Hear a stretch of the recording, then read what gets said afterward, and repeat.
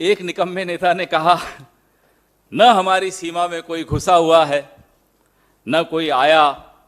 यह भी अमर हो गया नारा। उस अध्यापक की बात सुनी, वीडियो देखा, तो उसने तो किसी का नाम नहीं लिया, उसने तो अनपढ़ नेता बोला।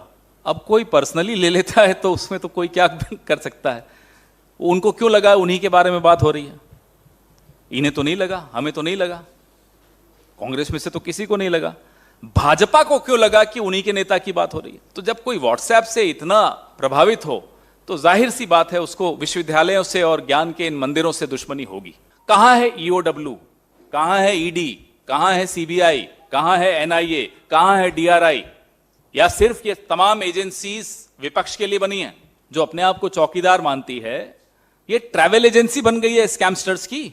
आइए साहब, आइए, लूट के चले जाइए। इतिहास में कुछ महान नेताओं के नारे अमर हो जाते हैं। जय जवान जय किसान, शास्त्री जी ने कहा था।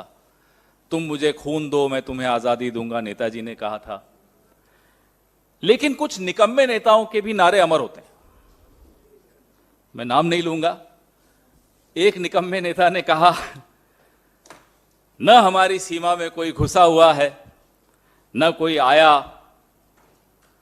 यह भी अमर हो गया नारा। जब गलवान में चीनी सेना हमारी पोस्ट पर कब्जा करने आई, तब यह सफेद झूठ इस देश के सामने परोसा गया और यह अमर हो गया। लेकिन यह चीनी घुसपैठ सिर्फ बॉर्डर तक हो, वहीं तक सीमित रहे, ऐसा नहीं। अब वो गुजरात तक पहुंच गई है। वो ऐसा राज्य जिसमें जहां से प्रधानमंत्री खुद आते हैं, जहां से गृह मंत्री खुद आते हैं, उस राज्य में चीन की घुसपैठ कैसे हुई है आप स्क्रीन पर देख पा रहे हैं। न केवल घुसपैठ हुई, ये व्यक्ति पाकिस्तान से सटे हुए 2 जिले बनासकांठा और पाटन, वहां बैठकर 9 दिन में 1400 करोड़ रुपए की चपत लगाकर गायब हो गया। देखिए, लोगों की शिकायतें, 2022 की शिकायतें आपको स्क्रीन पर दिख रही हैं।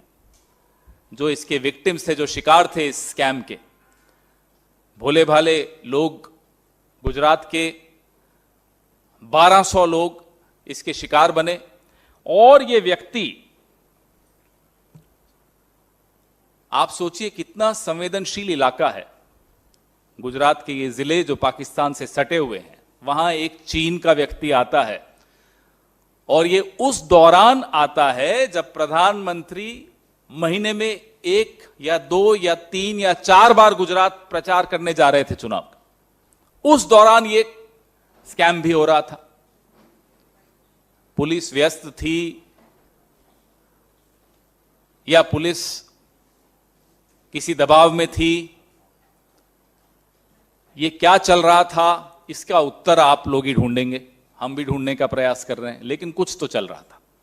अक्सर सुनाई देता है कि भाई एक चौकीदार है, वो चौकीदारी कर रहा है देश की, उसके दोस्त कुछ हैं, उनमें से गुजरात के भी, कुछ बाहर के भी, सहयोगियों के साथ मिलकर देश का पैसा लेकर बाहर चले गए। तो सुना है, देश के बाहर से एक व्यक्ति आता है, और माफ कीजिएगा, दुश्मन देश का एक व्यक्ति आता है, हमारे देश के 1400 करोड़ रुपए लूट के चला जाता है। कुछ मीडिया रिपोर्ट्स कहती हैं कि कुल मिलाकर नुकसान 4600 करोड़ का है, क्योंकि और राज्यों में भी ये डेनी डेटा नाम की जो ऐप थी। और इस ऐप को प्रचारित कौन कर रहा है आप स्क्रीन पर देख रहे हैं। पुलिस बेचारी अपनी तरफ से तो नहीं प्रचारित कर रही होगी, उनको भी कहीं से निर्देश हुए होंगे। पुलिस के जवान इस ऐप को प्रचारित करते हुए आपको इन चित्रों में दिख रहे हैं। तो ये इशारा कहां से हुआ? पुलिस एक ऐप को, जो कि एक चीनी व्यक्ति द्वारा बनाई गई ऐप है, जहां तक मैंने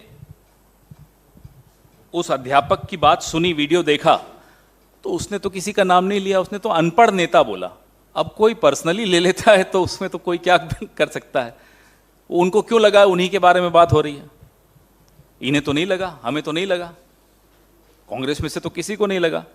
भाजपा को क्यों लगा कि उन्हीं के नेता की बात हो रही है?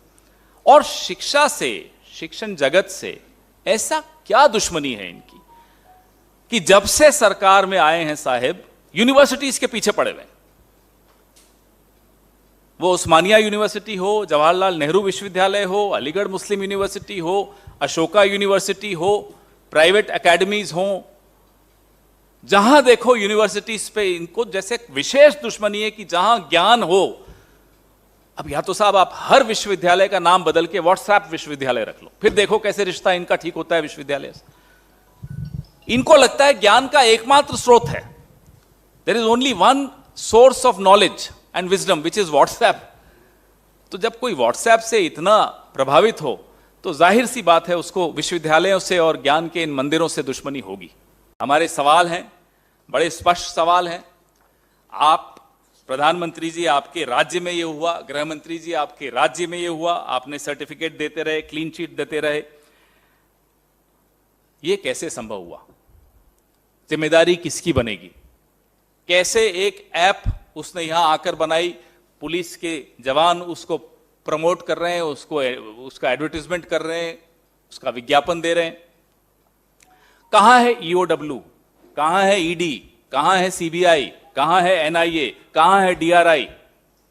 या सिर्फ ये तमाम एजेंसीज विपक्ष के लिए बनी हैं? जहां देश का नुकसान हो रहा हो, देशवासियों का नुकसान हो रहा हो, वेयर आर दीज एजेंसीज? और सरकार क्या, जो अपने आप को चौकीदार मानती है, ये ट्रैवल एजेंसी बन गई है स्कैमस्टर्स की? आइए साहब, आइए, लूट के चले जाइए। तो ये सरकार चल रही है या ट्रैवल एजेंसी चल रही है? और डैनी डेटा ऐप को प्रमोट क्यों किया गया, किसके इशारे से प्रमोट किया गया? इसका जवाब ये देश मांग रहा है।